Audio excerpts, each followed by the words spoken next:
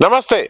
बुखारा से मैं आनंद और सुधांशु, हम सब लोगों के सुधांशु के लिए तो खास करके बहुत नॉस्टैल्जिक एफ्रोसियोप बोलते हैं। उज्बेकिस्तान में ये ट्रेन आज से 12-14 साल पहले आ गई थी। सुधांशु ज्यादा डिटेल बताएंगे इसके बारे में। सुधांशु, आपको अपने वंदे भारत और T18 की याद आ गई होगी। पहला रिएक्शन इस ट्रेन के साथ, सुधांशु। जी, पहला रिएक्शन तो ये है कि ये देखिए आज हम 2023 में हैं। 2011 में इन्होंने ये ट्रेन ताशकंद से समरकंद शुरू की थी, बाद में 2016 से बुखारा तक एक्सटेंड की और अब काम चल रहा है, इसको ये खीवा तक एक्सटेंड करने वाले हैं। इसमें दो तीन चीजें बड़ी खास लगी। एक तो इन्होंने एग्जिस्टिंग ट्रैक को अपग्रेड किया है और कुछ नया ट्रैक बनाया है। मिक्सचर है और उसको लेके 250 किलोमीटर तक की ट्रेन चला रहे हैं ये, जबकि इनका कन्वेंशनल ट्रैक 160 किलोमीटर का ही था। तो ये एक टेक्नोलॉजी जो भी इन्होंने किया हो वो हम लोग की भी देखने लायक होगी, क्योंकि हमारे भी एग्जिस्टिंग ट्रैक बजाय नया बनाने के ज्यादा तक स्पीड तक जो ले जा सके वो कोई बुराई नहीं होगी अगर हम इनका एक्सपीरियंस भी सीखने की कोशिश करें। जी हाँ, शायद वो इंजन ड्राइवर साहब आ गए हैं जी, और ये टैलगो ने सप्लाई की है, फुली इंपोर्टेड ट्रेन है। अच्छा, इनका इंडिजिनस कुछ नहीं है, मतलब इंडिजिनस इंडिजिनस इनका नहीं है। ये पहले रशिया से लेते रहे होंगे, जर्मनी से लेते रहे होंगे, ईस्ट जर्मनी से, लेकिन टैलगो की ट्रेन है ये। 2011 में इनको दो ट्रेन आई थी, वो 38 मिलियन की थी। मतलब एक ट्रेन पड़ी थी 19 मिलियन यूएस डॉलर इन 2011। और जो लाइन इन्होंने समरकंद से ताशकंद जो अपग्रेड की, उसमें कोई 75 मिलियन यूएस डॉलर खर्च हुआ था। तो ये कोई बहुत ज्यादा नहीं हुआ। ये आप समझिए कितना, 600-700 करोड़ हुआ वो। नहीं, 1 मिलियन इज अराउंड, हाँ 8, हाँ ठीक है, 600 अपने रुपए में, हाँ 600 करोड़। तो इसीलिए मैं कह रहा हूँ कि ये इनसे समझने लायक बात होगी कि ये काम इन लोग ने कैसे किया। और सुधांशु, मुझे ऐसा लगता है कि एक बार ट्रेन में बैठेंगे तो जो स्पीड की बात है, जो इसके कहते हैं कि 250 किलोमीटर तक जाएगी, देन वो हम लोग देखेंगे। और शायद डाइनिंग कार भी है इसमें देखिए 8 कोच हैं, उसमें वीआईपी सेक्शन भी एक है, एक बिजनेस सेक्शन है और एक बाकी सब इकोनॉमी है, और एक रेस्टोरेंट कार भी है, और 2 इसमें लोकोमोटिव हैं दोनों तरफ। ये मतलब ट्रेन सेट डिस्ट्रीब्यूटेड पावर की नहीं है। हाँ, जो मैं थोड़ा आप लोगों को बता दूं, हालांकि जब बैठ के इस पे ज्यादा डिटेल बात कर लेंगे। जो सुधांशु ने ट्रेन बनाई थी, मैं इसलिए बोल रहा हूँ सुधांशु ने बनाई थी T18, जो अब वंदे भारत के नाम से चल रही है, उसमें हर बोगी अपने पावर से चल रही है। वो it's engine cum bogie itself. जी, मतलब उसमें कोई अलग से लोकोमोटिव नहीं है। हाँ, पावर नहीं जो खींचे उसको। तो इसको डिस्ट्रीब्यूटेड पावर कहते हैं। ये कॉन्सेंट्रेटेड पावर, यानी कि 2 लोको दोनों तरफ हैं। इनसे रिक्वेस्ट करें कि if we can have a picture, we'll ask the driver साहब। Excuse me, sir. Sir, can we have a picture? ये हमारे ड्राइवर साहब के साथ फोटो खींच रहे हैं हम लोग। Thank you so much, thank you. और ये टैलगो से इंपोर्ट की इन्होंने। इसमें आप आगे देखेंगे एक यूनिक चीज है कि 2 कोचेस के बीच में एक चक्का है केवल। अगर आप इस पे कैमरा दिखाएं, लोकोमोटिव में तो चलिए 4 चक्के हैं, 2 बोगी। आगे देखिए कोचेस के बीच में, अच्छा एक चक्का है, एक चक्का है, और आर्टिकुलेटेड अरेंजमेंट बोलते हैं इसको। ये टैलगो की स्पेशलिटी है। टैलगो मतलब इटली, स्पेन। हमारे यहाँ भी ये ट्रेन आके ट्रायल हुई थी, फिर हम लोग की समझ में नहीं आया कि इसको कैसे खरीदा जाए, तो वो अलग बात है। लेकिन ये काफी यूनिक एक टेक्नोलॉजी टैलगो की है। नहीं मतलब, हाँ, ये जितने वेट को ये डिस्ट्रीब्यूट किए हैं। हाँ, ये देखिए कोचेस छोटी हैं काफी। हमारी कोचेस की ऑलमोस्ट आधी लग रही है मुझे लंबाई में, लेकिन इससे ये होता है कि राइड बेटर हो सकती है। और ये सब इसमें टेक्नोलॉजी के कमाल हैं। अब हम लोग अंदर बैठेंगे तो इसके बारे में बात करेंगे। हम लोग वीआईपी में नहीं जा रहे हैं, हम लोग जो यहाँ इकोनॉमी में जा रहे हैं, तो इसलिए डाइनिंग रूम में भी चलेंगे और वहां से इसको कंटिन्यू रखेंगे। बट इट इज समथिंग, मतलब देख के अच्छा लगता है कि एक कंट्री जो 1991 में जिसको जो कहती है कि उसको आज़ादी मिली, और जो अभी डेवलप कंट्री की कैटेगरी में नहीं आती है, बहुत छोटी कंट्री है, 3.5 करोड़ लोगों की कंट्री, वो भी इस तरह की चीज को अफोर्ड कर रही है और मेंटेन करके रखा हुआ है। 12-13 साल बाद भी साफ सफाई बिल्कुल ठीक से है। कुछ चीजें मैं इंडियन T18 की भी बात करूंगा सुधांशु, क्योंकि एक बहुत मिसनोमर है कि लोग कह रहे हैं कि अरे साहब वो क्या आगे आपने नोज बना दी, उसका बम्पर ही खराब है। उस पर भी हम लोग अलग से बात करेंगे। Thank you. हाँ, इसके बाद हम लोग बोगी में बात करते हैं। Thank you. अब सुधांशु हम लोग तो ट्रेन में बैठ गए और ट्रेन चल दी। एक तो मेरे लिए भाई, मैं इतनी फास्ट ट्रेन में कभी बैठा नहीं हूँ। 160 की स्पीड अभी थी, अभी थोड़ा धीरे हुई है, शायद ये 200 के ऊपर तक जाएगी। पहला reaction Sudhanshu as a railman, as someone who has made this train, पूरे इंटीरियर की बात अगर हम लोग कर लें और थोड़ा टेक्निकली बता दीजिए कि कितनी सीटें हैं, कितनी पिच है। दो देखिए, इसमें आप देख रहे हैं हम लोग की 9 रोज है और 2 and 2 का लेआउट है, यानी 36 सीटें हैं। कोच चूंकि लंबाई में छोटी है, हमारे यहाँ इक्विवेलेंट कैटेगरी में 72 सीट्स होती हैं। मतलब वंदे भारत को हम वन वंदे भारत से और भी जो चेयर कार की ट्रेन हैं उसमें 72 होती हैं और इसमें 36 है, लेकिन हाँ कोच की लंबाई कम है। आप एमिनिटीज का देखिए कि ये इस तरह की सेंटर टेबल वाली हम लोग के यहाँ भी होती है। थोड़ी सी हम लोग की शायद इससे थोड़ी सी ज्यादा स्पेशियस है। लगेज रैक बहुत अच्छा लगा मुझे। ये स्टर्डी लगेज रैक है और खूबसूरत भी है।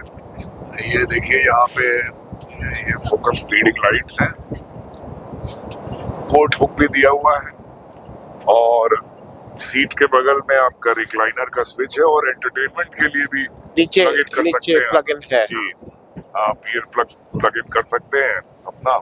और चैनल्स भी दिख रहे हैं, अभी हम लोग देखेंगे शायद कुछ म्यूजिक के चैनल हो और एक एंटरटेनमेंट, एक कॉमन इनका जो इसमें टीवी मॉनिटर पे चल रहा है उसके लिए भी शायद उसमें साउंड होगी। अब ये ईयर प्लग अपना लगाना है या ये देंगे अभी क्लियर नहीं है, मुझे लगता है अपना ईयरफोन ही लगाना है।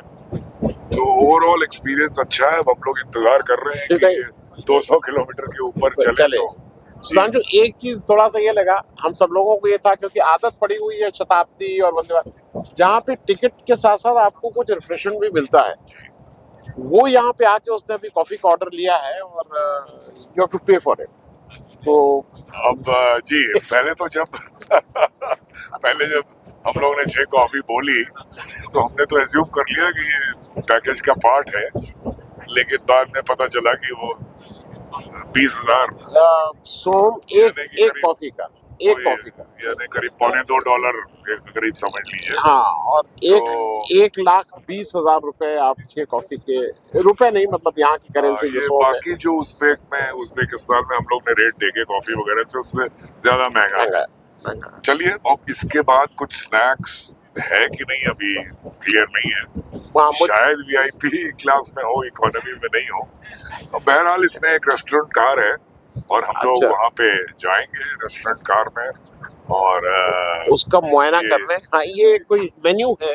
अब ये मेन्यू ये देखिए इसका मेन्यू है और ये पैसा ले, मुझे तो लगा इसमें जी पैसा ले रहे हैं। ये इसमें हैमबर्गर, चिप्स, मैकडोनल्ड टाइप की चीजें हैं। इसमें समोसा भी है। यहाँ पे आप जानते हैं कि समोसा को समसा बोलते हैं और यहीं से गया है हिंदुस्तान, और ऐसा कहा जाता है कि हिंदुस्तान भी यहीं से गया था। ये इसको बेक करते हैं, शायद हम लोग फ्राई करते हैं। तो अभी हम लोग ने खाया 1-2 बार, लेकिन हमें तो हिंदुस्तान का समोसा ही ज्यादा अच्छा लगता है। और जब रेस्टोरेंट कार में हम लोग जाएंगे तब वहाँ भी शायद, और जो हम लोग ने आलू वाला समोसा खाया वो पैटीज के आसपास ज्यादा था अपने समोसे, या तो हम लोग का टेस्ट खाते खाते ऐसा फिक्स्ड हो गया है। हाँ, वो चूंकि बेक करते हैं, उसको फ्राई नहीं करते, इसलिए सॉफ्ट रहता है थोड़ा।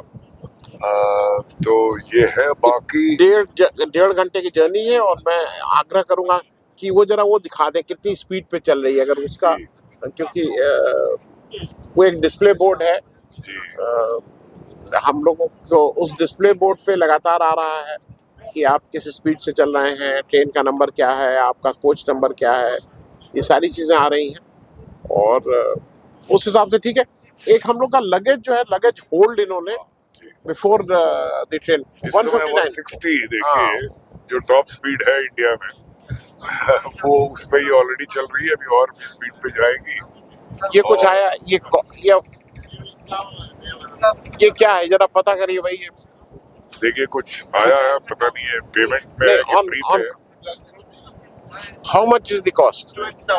20,000 ईच। 20,000। देखिए तो ये भी चीज आई है, ये इसको बेच रहे हैं। इसको बेच रहे हैं, फ्रूट्स हैं 20,000। हम लोग भी आ रहे हैं कॉफी।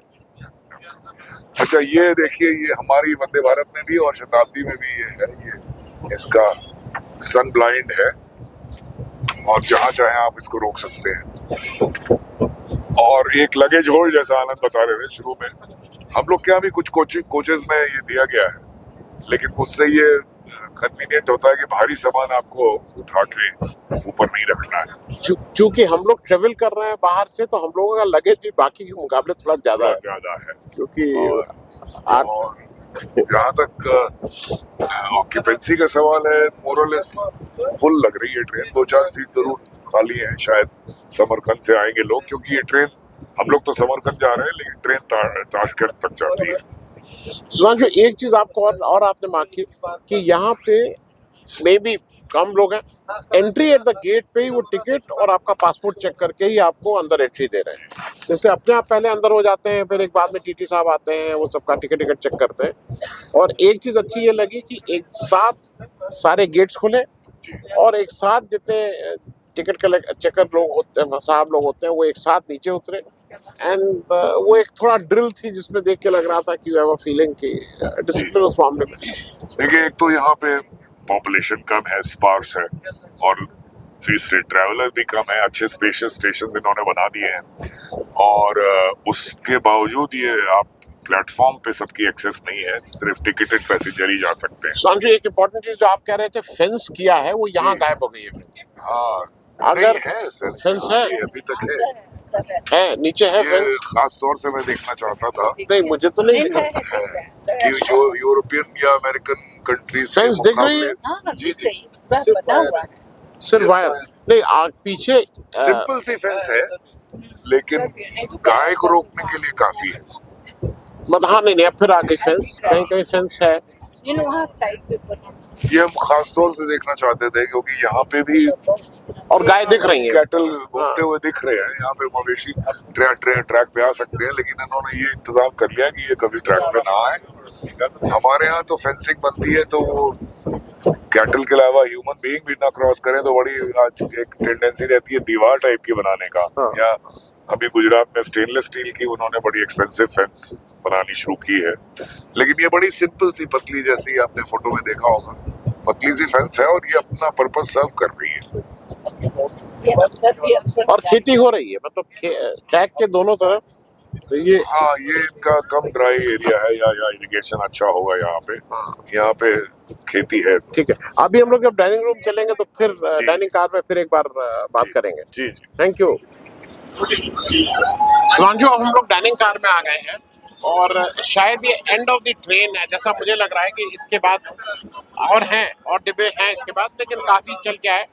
डाइनिंग स्पेस है, बैठने की व्यवस्था नहीं है। जैसे हम लोग पुरानी डाइनिंग कार जब हम लोग के जमाने में चलती थी, उसमें बैठने का भी होता था। ये खड़े होके है, बड़ा किचन है, म्यूजिक भी लोग अपना सुन रहे हैं, अल्कोहल भी सर्व हो रही है इसमें, जैसा लगता है मुझे। और मैं जरा इस पे एक दो चीजें कहूंगा कि रेल के हिसाब से सुधांशु, ये स्पेन का बहुत नाम आ रहा है। तो रैंकिंग वाइज, अगर रैंकिंग इन द सेंस कि आपके हिसाब से टेक्नोलॉजी के हिसाब से विच रेलवेज दुनिया के देशों में, जरा उसकी रैंकिंग एक बार लोगों को बता दें। देखिए रेल टेक्नोलॉजी में पायनियरिंग वर्क सबसे ज्यादा 3-4 कंट्रीज का नाम लिया जाएगा: फ्रांस, जर्मनी, जापान और स्पेन। अच्छा, स्पेन ने काफी काम किया है। अब चाइना ने 2000s में वर्ल्ड की सारी बड़ी कंपनी से टेक्नोलॉजी चाइना ले आया और सीख के अब वो खुद बनाने लगा है। तो आजकल तो चाइना टॉप में है रेल के मामले में, सबसे ज्यादा हाई स्पीड ट्रेन भी वही है। उसके बाद अगर जब पूछा जाए तो मैं कहूँगा फ्रांस और जापान, और उसके बाद जर्मनी और स्पेन।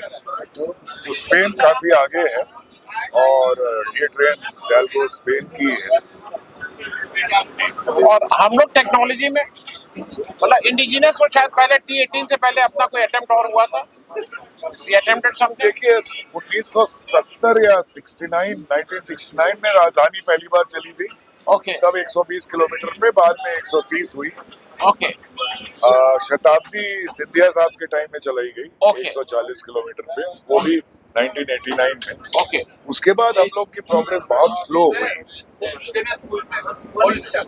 उसके बाद हम लोगों की प्रोग्रेस बहुत स्लो हो गई और अब वंदे भारत आई है, पर उम्मीद थी कि हम लोग और आगे जाएंगे क्योंकि हमारे यहाँ कैपेबिलिटी है, लेकिन वो उतना फोकस शायद उस चीजों पे नहीं हो पा रहा है, तो हम लोग इतना बड़ा फोकस होने के बावजूद कर नहीं पाए। ठीक है। तो मेरे ख्याल में अभी हम लोग यहाँ करके एक बार जब उतरेंगे तो इसका एक वो ले लेंगे। ये इलाका थोड़ा खेती बाड़ी है यहाँ पे, it is more fertile, it looks like that. एक चीज में आपने भी शायद नोटिस किया होगा, जब हम लोग 4-5 कोच क्रॉस करके आए तो राइड बहुत अच्छी नहीं कहूंगा मैं ट्रेन की, हम लोगों को सीट्स को पकड़ना पड़ रहा था चलने के लिए। यहाँ भी देखिए बहुत ज्यादा स्मूथ नहीं है। और दूसरी, हम लोग 200 से 250 किलोमीटर पर आवर की उम्मीद लेके आए थे। ये ट्रेन लगता है कि बुखारा और समरकंद में 160 के ऊपर नहीं जाती है, तो ट्रैक अपग्रेडेड है, 160 तक गया है। कल के सफर में शायद हम लोग 250 किलोमीटर देखेंगे। तो अभी जब उतरेंगे तब बाकी बात करेंगे। सुधांशु, फाइनली हम लोग पहुंच गए समरकंद। हम लोग समरकंद उतर रहे हैं। ट्रेन 2-3-4 मिनट लेट थी, पर एंट्री के समय 158 किलोमीटर की स्पीड और अगले शायद 1 मिनट से कम समय में ट्रेन रुक गई। How was the journey? Sudhanshu, तुम बेहतर बताओगे मुझसे। नहीं, ट्रैवलर के लिहाज से तो हम दोनों ही बता सकते हैं। अच्छा, मुझे तो अच्छा लगा। वही जैसा पहले मैंने कहा, स्पीड 200 से 250 देखने की उम्मीद थी, वो तो अभी नहीं देखने को मिली, शायद कल मिलेगी। लेकिन अच्छा था, एम्बियंस भी अच्छी थी। और देखिए जैसे ये बंद हो रहे हैं खटाखट, वो एक एक डोर बंद होते जा रहे हैं जी, और शायद वो कोई सिग्नल करते हैं क्योंकि बाकी डोर बंद हो चुके हैं। ये देख रहे हैं, some sort of signal is there. वो वहां पे भी एक ड्राइवर साहब खड़े हैं और ज्यादातर बंद हो गए हैं। ज्यादातर बंद हो गए हैं। अच्छा, एक ये वीआईपी, इसको यानी कि इसमें सोफे लगे हैं, शायद कुल 8 या 10 सीटें हैं, 8 या 10 सीटें हैं मेरे ख्याल में। और इसकी एंट्री यानी बहुत अंदर मत जाइएगा क्योंकि ये भी बंद हो रहे हैं। ये लास्ट वाला बंद हो रहा है। मेरे ख्याल में ट्रेन अब चलेगी सुधांशु जी। तो एक चीज और सोचने वाली है। देखिए, ये हम लोगों को ये 1 घंटा 43 मिनट की जर्नी में एक भी ट्रेन दूसरी तरफ से आती नहीं दिखाई। तो ट्रैफिक बहुत कम है, उस वजह से इनके यहाँ कॉम्प्लिकेशन कम है। सिग्नलिंग सिस्टम बहुत कॉम्प्लिकेटेड इनको नहीं चाहिए। ये जरा टालगो आप देख लीजिएगा, यानी टालगो और एफ्रोसियाब, इस पे सुधांशु बता देंगे क्या टैल्गो का मतलब क्या है और एफ्रोसियाब। एफ्रोसियोब एक इनकी आर्कियोलॉजिकल साइट है उज्बेकिस्तान में। उसके नाम पे इन्होंने अपनी फास्ट ट्रेन का नाम रखा है, एक ब्रांड बिल्ड की है। और टैल्गो जो है वो मैन्युफैक्चरर है ट्रेन का, स्पेन की कंपनी है बड़ी। आपको याद होगा शायद, आप लोग को इंडिया में भी इनकी ट्रेन का ट्रायल हुआ था जो हम लोग ला नहीं पाए। तो देखिए, ट्रेन अब एक्सेलरेशन इस ट्रेन का बहुत अच्छा है। देखिए इतनी जल्दी कहाँ पहुंच गई। चलिए, कल शायद हम लोग we will say bye bye Bukhara and welcome Tashkent, welcome Samarkand. Thank you.